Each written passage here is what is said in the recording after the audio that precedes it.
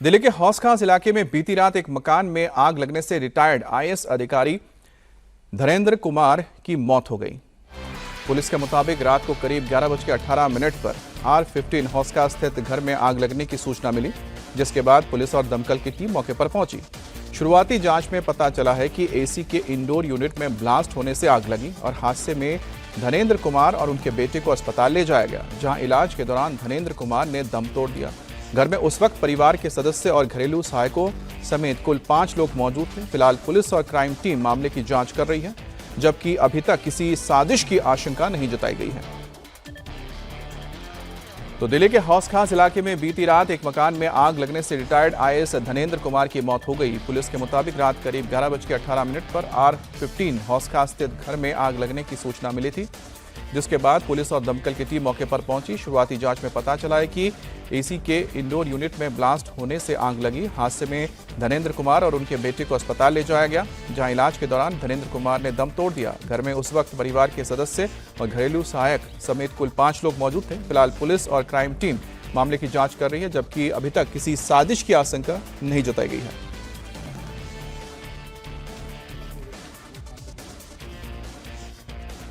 घर में fire brigade आने में ऑलमोस्ट 20-25 मिनट लगे एंड वो कह रहे हैं, बहाना ये दे रहे हैं कि हमको लोकेशन नहीं मिली या गली पतली थी तो हमने मिस कर दी गली। आई डोंट थिंक ऐसा कुछ है, क्योंकि सायरन हमें एक ही बार ही सुना फायर ब्रिगेड का और जब सुना वो आ गई फायर ब्रिगेड। ठीक है, मतलब मतलब ये स्लम नहीं है, यहाँ पे पतली गलियां हो, अच्छा पॉश एरिया है। स्लम फायर ब्रिगेड आई थी जब तो आ गई थी, बहुत इजीली आ गई थी। मतलब फायर डिपार्टमेंट को जो हम सारे नेबर्स हैं, ये अंकल आंटी दोनों ओल्ड है एंड मतलब ठीक है, ओल्ड मैं एज को नहीं कह रही, बट ओनली वो दो और उनके स्टाफ रहते हैं एंड अंकल इतने प्रोमिनेंट पोस्ट पे ऑलरेडी रहे हुए, तब उनको ये हेल्प लाने में इतना उनको टाइम लगा। तो किसी और नॉर्मल इंसान का तो क्या ही होगा इस ओवर पॉपुलेटेड घूसखोर देश में। मतलब I really I am appalled and I don't understand कि क्या होगा। ये एक्सीडेंट ये सर कल रात को हुआ था। ये एक्सीडेंट के जो एक्सीडेंट हुआ था, ये एक्सीडेंट हो गया था शॉर्ट सर्किट की वजह से हो गया था, एक्सीडेंट हो गया था ये। और ये एसी में लगी थी शॉर्ट सर्किट, तो उसकी वजह से लग गई थी आग, तो ये ऐसा एक्सीडेंट हो गया था जी। और हमने सबसे पहले जो मैडम को निकाला, क्योंकि मैडम जो थी वो पैरालाइज थी, तो मैडम को हमने पहले निकाला और जब फिर उसके बाद सर को निकाले और वो गौरव भैया और हमने सर को बाहर पकड़ के लेके आए और पीसीआर वैन में उनको बैठा के भेज दिए थे एम्बुलेंस में। और कर्नाटक की पॉलिटिक्स का फैसला एक बार फिर दिल्ली में होने वाला है। इस्तीफा देने के बाद सिद्धरमैया दिल्ली पहुंचे हैं, तो उनके पीछे पीछे डीके शिव कुमार भी दिल्ली आए हैं। हालांकि डीके शिव कुमार और सिद्धरमैया का एजेंडा बिल्कुल अलग अलग है। सिद्धरमैया आज सुबह 9 बजे लोकसभा में विपक्ष के नेता राहुल गांधी से मुलाकात करेंगे। सिद्धरमैया ने केवल राहुल गांधी से ही मिलने का समय मांगा है। इस मीटिंग में सिद्धरमैया के नए पॉलिटिकल रोल को लेकर चर्चा हो सकती है। वहीं डीके शिव कुमार भी आज पार्टी हाईकमान से मुलाकात करेंगे। आज देर शाम या फिर कल विधायक दल की बैठक हो सकती है, जिसके बाद शिव कुमार सरकार बनाने का दावा पेश करेंगे। दिल्ली में आज शपथ के कार्यक्रम और मंत्रिमंडल को लेकर चर्चा हो सकती है। आज कर्नाटक के 8 मंत्री भी दिल्ली में हैं। ये मंत्री भी हाईकमान से मुलाकात कर सकते हैं। चर्चा है कि कर्नाटक में 3 डिप्टी सीएम हो सकते हैं और साथ ही पुराने मंत्रिमंडल से 15 से 20 मंत्रियों की छुट्टी हो सकती है। कुल मिलाकर आज दिल्ली में कांग्रेस के लिए बड़ी हलचल का दिन है।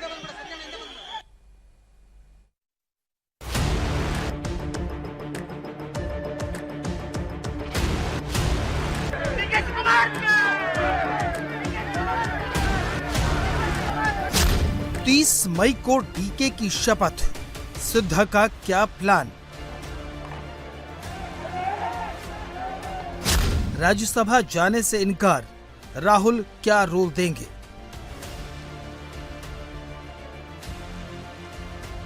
सीएम पद से इस्तीफा दे चुके सिद्धरमैया और सीएम पद की शपथ लेने जा रहे डीके शिव कुमार दोनों इस वक्त दिल्ली में हैं। कर्नाटक में इस्तीफे की औपचारिकता पूरी करने के बाद सिद्धरमैया जयपुर के रास्ते दिल्ली पहुंच चुके हैं। देर शाम डीके शिव कुमार भी दिल्ली पहुंचे। उससे पहले बेंगलुरु में शिव कुमार को विदा करने पहुंचे समर्थकों का जोश बता रहा है कि कर्नाटक में डीके का दौर शुरू हो चुका है।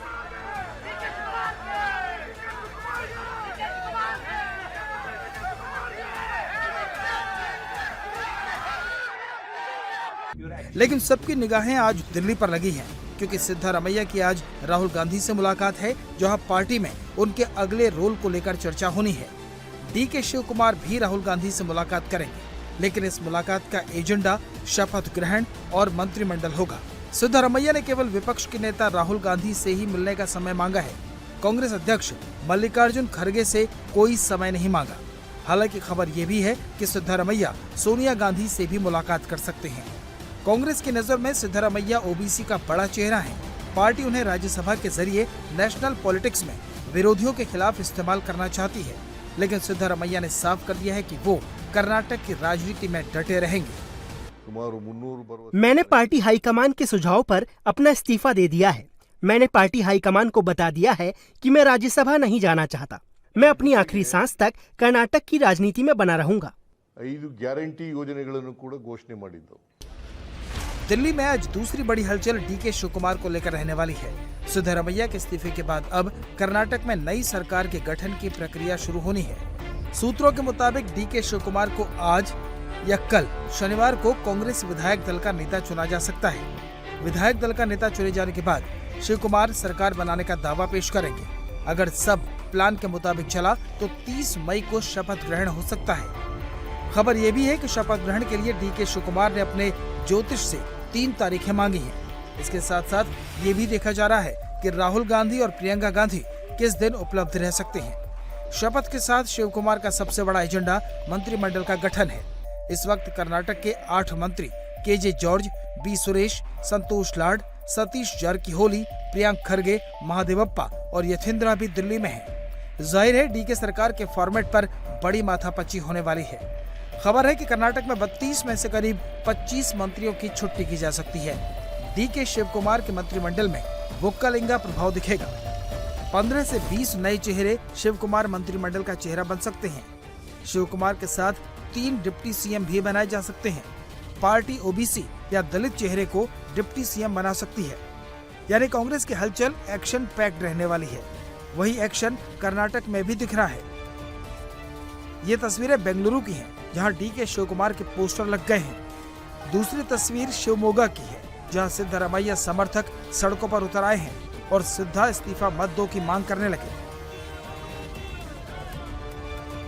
समर्थकों का कहना है कि सिद्धारमैया को हटाना पिछड़े वर्गों की आवाज को कमजोर करना होगा। सिद्धारमैया के समर्थन में हो रहे प्रदर्शनों के बीच बीजेपी को राहुल गांधी पर हमला करने का एक बड़ा मौका मिल गया है। बीजेपी ने राहुल गांधी को ओबीसी विरोधी करार दिया है।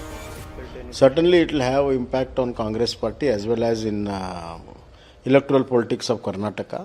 Especially the backward classes will go against the Congress, and it is a betrayal of backward classes by Congress party, especially Rahul Gandhi. He has been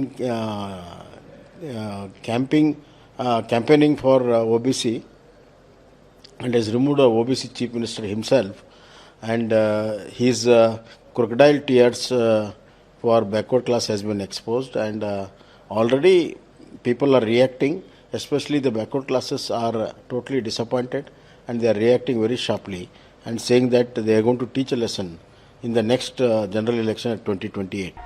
Shiv Kumar की ताजपोशी तो तय है, लेकिन कांग्रेस को तय ये करना है कि वो सिद्धारमैया जैसी राजनीतिक वेल को कर्नाटक के एक्वेरियम में कैसे रहने देगी। और पश्चिम बंगाल की हाकिमपुर चौकी से घुसपैठियों को बांग्लादेश भेज दिया गया है। बीएसएफ ने जरूरी कागजी कार्रवाई पूरी करने के बाद घुसपैठियों को बांग्लादेश बॉर्डर गार्ड्स को सौंप दिया। हालांकि अब रोज चौकी पर घुसपैठियों के नए नए जत्थे बांग्लादेश वापस जाने के लिए आ रहे हैं। इस बीच केंद्रीय गृह मंत्री अमित शाह ने सीएम शुभेंदु अधिकारी के एक्शन की तारीफ करते हुए कहा कि जो घुसपैठी अपने आप जाना चाहते हैं उन्हें सेफ पैसेज दिया जाएगा। अमित शाह ने कहा कि पहचान का अभियान शुरू होने से पहले एक एक घुसपैठी को वापस भेज दिया जाएगा। तो पश्चिम बंगाल की हाकिमपुर चौकी से घुसपैठियों को बांग्लादेश भेजने का काम जारी है। बीएसएफ ने जरूरी कागजी कार्रवाई पूरी करने के बाद घुसपैठियों को बांग्लादेश बॉर्डर गार्ड्स को सौंप दिया। हालांकि अब हर रोज चौकी पर घुसपैठियों के नए नए जत्थे बांग्लादेश वापस जाने के लिए पहुंच रहे हैं। इस बीच केंद्रीय गृह मंत्री अमित शाह ने सीएम शुभेंदु अधिकारी के एक्शन की तारीफ करते हुए कहा है कि जो घुसपैठी अपने आप जाना चाहते हैं उन्हें सेफ पैसेज दिया जाएगा। अमित शाह ने कहा कि पहचान का अभियान शुरू होने से पहले एक एक घुसपैठियों को वापस भेज दिया जाएगा। बांग्लादेशी घुसपैठिए बंगाल से वापस जाने लगे हैं। पश्चिम बंगाल में बॉर्डर पर जो कतारें लगी हैं, अब उन्हें बांग्लादेश की तरफ भेजा जा रहा है। हाकिमपुर में अचानक घुसपैठियों की भीड़ उमड़ थी, लेकिन बीएसएफ ने बेहद संवेदनशीलता के साथ बांग्लादेश बॉर्डर गार्ड्स के साथ समन्वय किया और अब ये भीड़ कम हो रही है। हालांकि पश्चिम बंगाल में अवैध तौर पर रह रहे बांग्लादेशियों की नई खेप हर रोज बॉर्डर पर पहुंच रही है। गैर कानूनी तरीके से भारत में आए लोग अब इस वक्त बांग्लादेश वापस जाने के लिए यहाँ पर हाकिमपुर चेक पोस्ट पर इकट्ठे हुए हैं। एक के बाद एक पुलिस और बीएसएफ के द्वारा उन्हें लाइनों पर लगाया गया है और इस लाइन के जरिए उन्हें बीएसएफ का चेक पोस्ट के अंदर ले जाया जाएगा और उसके बाद उनका दस्तावेज जो है उनके पास बांग्लादेश का, वो सभी दस्तावेज को निरीक्षण किया जाएगा और उसके बाद उन्हें वापस अपने देश यानी कि बांग्लादेश भेजा जाएगा। तो दिन प्रतिदिन ऐसे ही देखा जा रहा है कि सैकड़ों लोग यहाँ पर पहुंच रहे हैं हर रोज बांग्लादेश वापस जाने के लिए। आज भी वैसा ही छवि देखने को मिल रहा है कि यहाँ पर 100 से अधिक बांग्लादेशी जो कि अलग अलग समय पर भारत में आए थे गैर कानूनी तरीके से, वो वापस जाने के लिए चेक पोस्ट पर इंतजार कर रहे। बांग्लादेश में घुसपैठियों की पहचान का काम तेजी से चल रहा है। कई जगहों पर होल्डिंग एरिया बनाए गए हैं। केवल 19 दिनों में शुभेंदु अधिकारी ने दिखा दिया कि दृढ़ इच्छा शक्ति से इस राष्ट्रीय समस्या का समाधान सरल तरीके से हो सकता है। यही वजह है कि देश के गृह मंत्री अमित शाह ने बंगाल से 2000 किलोमीटर दूर गांधीनगर में शुभेंदु सरकार के एक्शन की तारीफों के पुल बांध दिए। कि पहले ममता के शासन में हर रोज घुसपैठ होती थी, अब घुसपैठ करने वाले अपने आप वापिस जाने लगे हैं, अपने आप जाने लगे।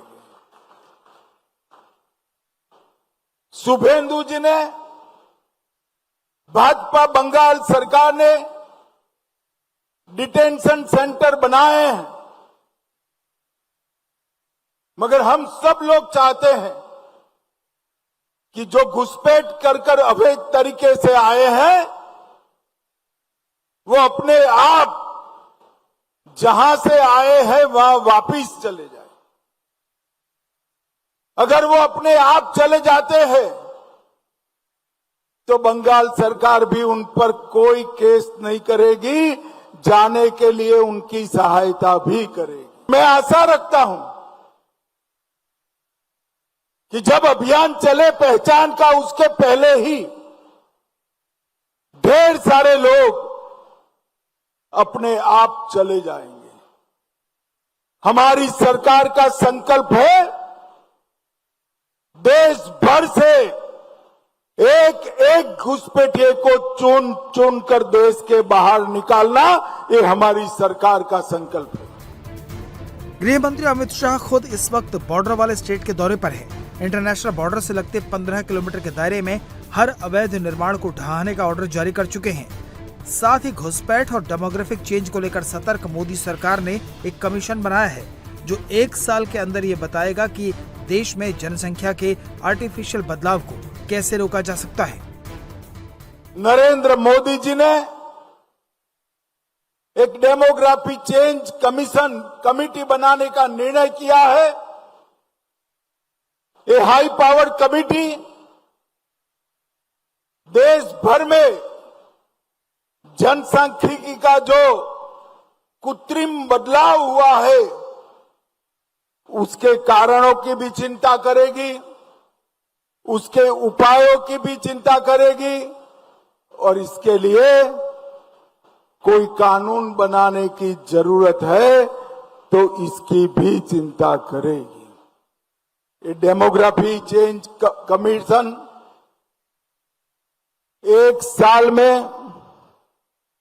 अपनी रिपोर्ट दे देगी और कृत्रिम डेमोग्राफी चेंज जो है उसको रोकने का हम काम करेंगे। अमित शाह भारत की अंतर्राष्ट्रीय सीमाओं को सुरक्षित करने के लिए राजस्थान, गुजरात, त्रिपुरा और पश्चिम बंगाल के बॉर्डर सुरक्षा दौरे पर है। ये दौरा करीब 20 दिनों का है। इसका टारगेट देश के ईस्टर्न और वेस्टर्न बॉर्डर पर घुसपैठ और तस्करी पर पूरी तरह से रोक लगाकर उसे स्मार्ट बॉर्डर में तब्दील करना है। अब खबर पश्चिम बंगाल से यह है जहां पर लोग टीएमसी के भ्रष्ट नेताओं पर हमलावर हैं। टीएमसी के दागी नेता अब अपने क्षेत्र में जाने तक से डर रहे हैं क्योंकि गुस्साए लोग उन्हें घेर कर मार भी रहे हैं। दरअसल बीरभूम में लोगों ने तृणमूल कांग्रेस के नेता धनंजय की पिटाई कर दी। आरोप है कि वो लोगों को डराकर धमकाकर पैसे ऐंठने की कोशिश कर रहा था, जिससे गुस्साए लोगों ने उसे पीटा। वहीं सांसद सौगत राय की कार पर भी लोगों ने अंडे फेंके और जमकर नारेबाजी की, जिसके बाद उन्हें अपने ही संसदीय क्षेत्र नीमता से जाना पड़ा।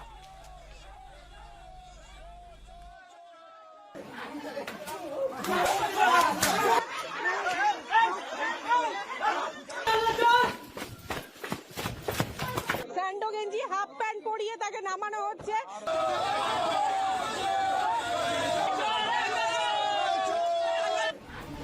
कहीं दौड़ा दौड़ा कर पीटा गया, कहीं हाफ पैंट पहनाकर इलाके में घुमाया गया, कहीं अंडे फेंके गए तो कहीं महिलाओं ने घेर कर पीट दिया। ये एक तस्वीर पश्चिम बंगाल की है और हैरानी की बात यह है कि लोगों के गुस्से का शिकार हो रहे ये सभी कोई आम आदमी नहीं बल्कि टीएमसी के नेता हैं। पश्चिम बंगाल में जब से सरकार बदली है उसी दिन से टीएमसी नेताओं के खिलाफ लोगों का गुस्सा देखने को मिल रहा है। टीएमसी नेता अपने क्षेत्र तक में जाने से डर रहे हैं क्योंकि उन्हें भारी विरोध का सामना करना पड़ रहा है।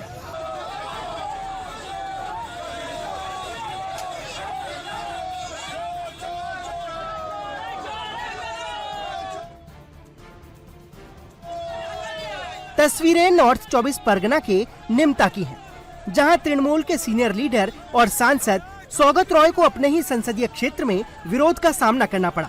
सांसद को देखकर लोग चोर चोर के नारे लगाने लगे और जब इससे भी गुस्सा शांत नहीं हुआ तो कुछ लोगों ने सौगत रॉय की कार पर अंडे फेंक दिए।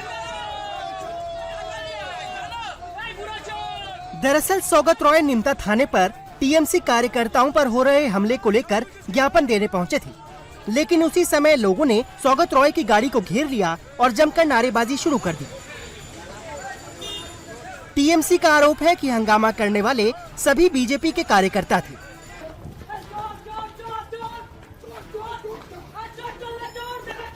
गलियों में भागते और लोगों से पिटते ये भी तृणमूल कांग्रेस के लोकल नेता हैं, जिन्हें लोगों ने दौड़ा दौड़ा कर पीटा।